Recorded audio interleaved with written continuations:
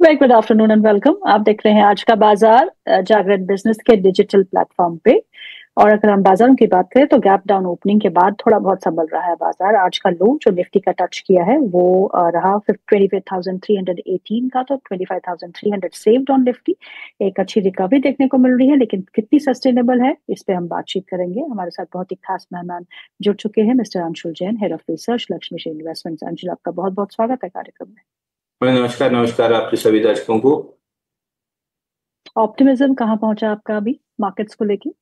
देखिए, अभी जैसे थोड़ी देर पहले डिस्कस हुआ था कि निफ्टी 57,500 के ऊपर अगर टिकती है तो वीकली वीवैप 57,700 800 की जोन आएगी, जो आ हम्म। चुका है। तो अब डे एंड में क्लोजिंग अगर 57,500 के ऊपर आती है तो फिर ये हम्म। बहुत बढ़िया है। मंथली पॉइंट ऑफ कंट्रोल 58,050 के आसपास है, वो लेवल हम्म। टेस्ट होते हुए दिखेगा। और निफ्टी हम्म। पे बहुत जरूरी है क्लोजिंग 25,448 के ऊपर आए, जो लेवल कल हमने डिस्कस किया था कि नीचे पे ओवरलैपिंग डिफेंस वही है। तो अगर ये लेवल हम्म। प्रोटेक्ट होता है तो नेक्स्ट वीक में कुछ बाउंस देख सकते हैं। हम्म। 25,600 करीब, 600 700 इस जोन में ओके। थोड़ा बाउंस बैक देख सकते हैं। तो आज लेवल अभी तो स्वीप हुए हैं, क्लोजिंग हम्म। बेसिस पे अगर प्रोटेक्ट हो जाते हैं तो कंफर्म हो जाएगा कि मंडे ट्यूसडे बाउंस बैक करेंगे। जी, अगर बैंक निफ्टी को भी देखें तो आज 160 अंकों की यहाँ पे रिकवरी देखने को मिल रही है। 57,711 का लेवल है। और आज इस इंडेक्स को जो संभाल रहे हैं वो है आईसीआईसीआई बैंक और बैंक ऑफ बड़ौदा।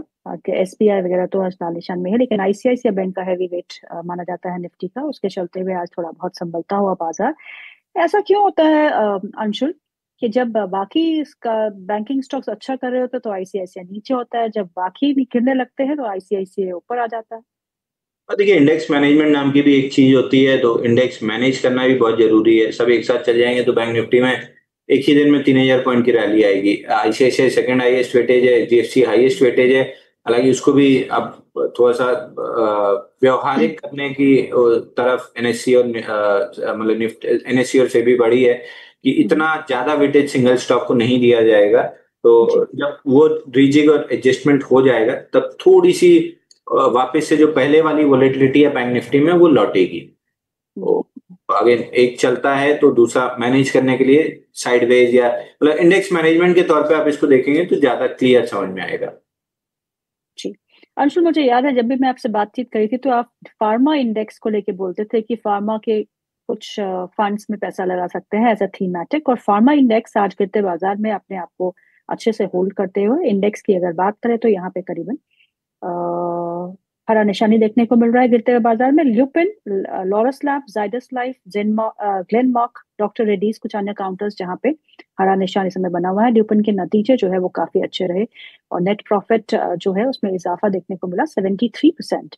और रेवेन्यूज में 24% का जंप देखने को मिला। उसके बाद ल्यूपिन के स्टॉक में एक अच्छा रुझान देखने को मिल रहा है। तो फार्मा में क्या पसंद है आपको इस समय?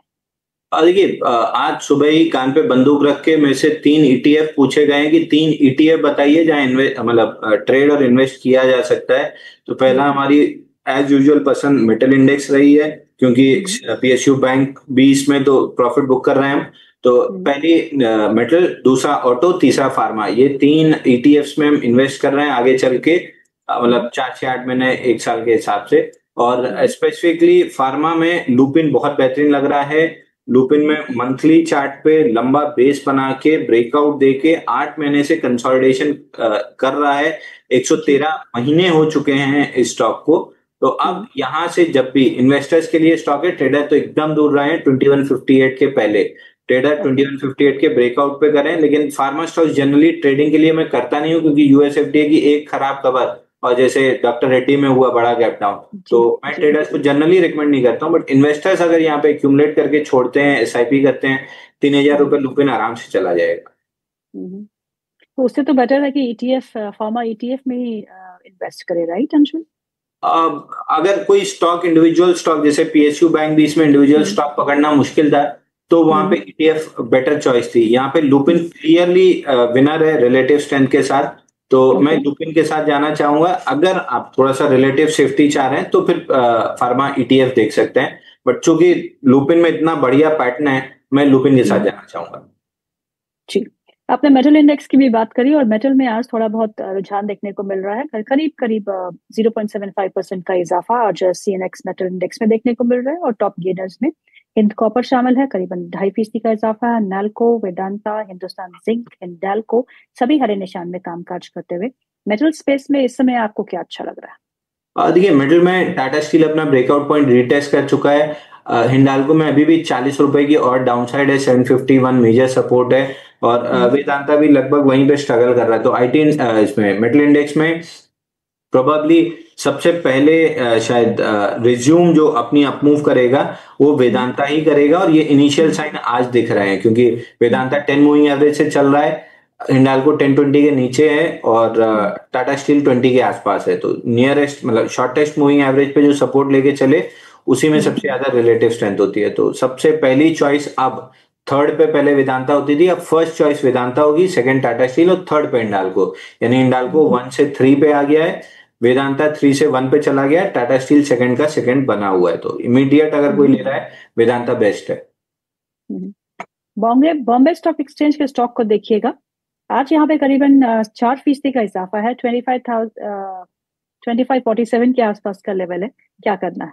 देखिए, 2385 के लेवल को स्वीप मारा है वीकली पे हैमर के साथ लास्ट वीक, और वहीं बुलिश एफवीजी भी था और बॉक्स का ब्रेकआउट भी रिटेस्ट हुआ है। तो हर पैमाने पे लास्ट वीक का लो 2326 ये आपका स्टॉप लॉस होना चाहिए। और अगर ये चला तो 2738 जो पहला ब्रेकआउट पॉइंट था, ब्रेकडाउन पॉइंट था, उसी को रिटेस्ट करने आएगा। और अगर वो निकलता है तो फिर ऑल टाइम हाई जाएगा। तो मैं यहाँ से 2738 पकड़ रहा हूँ पहला टारगेट, उस जोन में मैं रिव्यू करूंगा स्टॉक को। जी, भारतीय एयरटेल में नतीजों के बाद काफी अच्छा रुझान हमको देखने को मिला। इंडस टावर में भी अपना हिस्सेदारी बेचने वाले हैं, लेकिन एक का खबर और आज झटका और 4% नीचे भारतीय एयरटेल का स्टॉक, जहां पे सिंगापुर टेलीकम्युनिकेशन जो है वो हिस्सा बिक्री करेगी थ्रू ब्लॉक डील 0.8%, और जिसका आई थिंक ब्लॉक डील हो चुकी है, जिसका इम्पैक्ट हम इस स्टॉक पे देख रहे हैं। 10,300 करोड़ रुपए की ब्लॉक डील और फ्लो प्राइस 2,030 रुपीज का था, reflecting discount was a discount of 3.1%। तो अभी आज स्टॉक जो है दबाव में है, गिरावट पे खरीदना है इसे अंशु? देखिए, जुलाई 2025 इनिशियल 3 जुलाई 2025 को इसने ऑल टाइम हाई बनाया था 2028 का। फिर उसको ब्रेकआउट दिया था 21 अक्टूबर 2025 को डेली चार्ट पे, बट ये कभी भी वीकली और मंथली चार्ट पे सस्टेनेबल क्लोजिंग नहीं दे पाया है। और आज का जो गैप के साथ ब्रेकडाउन है उसने 2028 को तोड़ दिया है। 1940 का पहला लेवल बन रहा है और मेरे को नहीं लग रहा कि 1940 प्रोटेक्ट कर पाएगा। तो मेरे लिए अगर ये स्टॉक पुराना किसी का भी लिया हुआ है, प्रॉफिट में है, तुरंत एग्जिट कर लेना चाहिए प्रॉफिट बुक करके। अगर थोड़ा बहुत छोटा मोटा लॉस भी है तो भी तुरंत एग्जिट कर लेना चाहिए स्टॉक से। एल&टी फाइनेंस में क्या हो रहा है Anshul? I mean it is not stopping at all, आज भी करीबन 7.25% का इजाफा लेके 295 के आसपास का लेवल है। कितना और ऊपर जाएगा ये स्टॉक? देखिए, मोमेंटम बड़ी मुश्किल से बनता है और जब बनता है तो पूरा उसको प्ले करना चाहिए। मंथली चार्ट पे अगर आप इसको पकड़ेंगे, मंथली चार्ट पे, वीकली पे तो हमने डिस्कस किया था, मंथली पे 94 महीने लगा के स्टॉक ने ब्रेकआउट दिया था 178 का। तो 94 महीने का जो स्प्रिंग दबी हुई थी वो जब छूटी है तो वॉल्केनो की तरह फटी है। तो ट्रेलिंग स्टॉप लॉस इकलौता ही तरीका है मैक्सिमम जूस निकालने का। तो यहाँ पे 264 आपका सेफर ट्रेलिंग स्टॉप लॉस होगा, 272 आज का लो एग्रेसिव ट्रेलिंग स्टॉप लॉस होगा।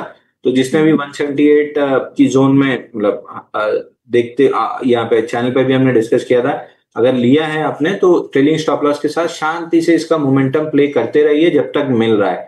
टारगेट लगाने की जगह ट्रेलिंग स्टॉप लॉस लगाना ज्यादा बेटर होता है। ऊपर से थोड़ा सा खोते हैं, लेकिन वो ऊपर कितना ऊपर होगा ये किसी को नहीं पता। तो जो टारगेट शॉर्ट टर्म लगाया है वो कहीं ना कहीं निकलता गया है, और जो ट्रेलिंग स्टॉप लॉस लगाया है वो अभी भी इन है। और ब्रेकआउट का टारगेट कम से कम 400 रुपए था।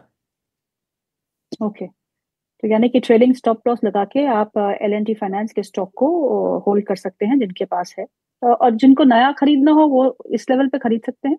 अब तो देखिए बहुत लेट हो गया, मंथली चार्ट पे 4th अप मंथ है। मतलब पहले 1 2 3 4 महीने चला, उसमें ब्रेकआउट लिया, एक महीने कंसोलिडेट किया, फिर ये फोर्थ अप मंथ है, तो मैं जनरली 3 to 5 बार्स की मूव होती है, तो मैं अब फ्रेश बाइंग की सलाह तो नहीं दूंगा जब तक नया बेस नहीं बनता है। No fresh buying. जब तक ट्रेलिंग स्टॉप लॉस नहीं हिटता तब तक बेस नहीं बनेगा, और जब तक बेस नहीं बनेगा तब तक नया बाई नहीं करेंगे। तो फिलहाल जिसके पास है 272 या 264, जिसमें आपको कंफर्ट आए, उसको ट्रेलिंग स्टॉप लॉस बना के होल्ड कीजिए।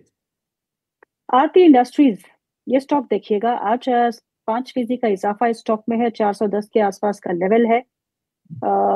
अच्छा मोमेंटम था आज का, जो इंटरडे हाई है वो 418-19 के ऊपर भी है। क्या करना है स्टॉक पे? देखिए डेली चार्ट पे डबल बॉटम का गैप अप दिया है और अर्निंग्स कैप है।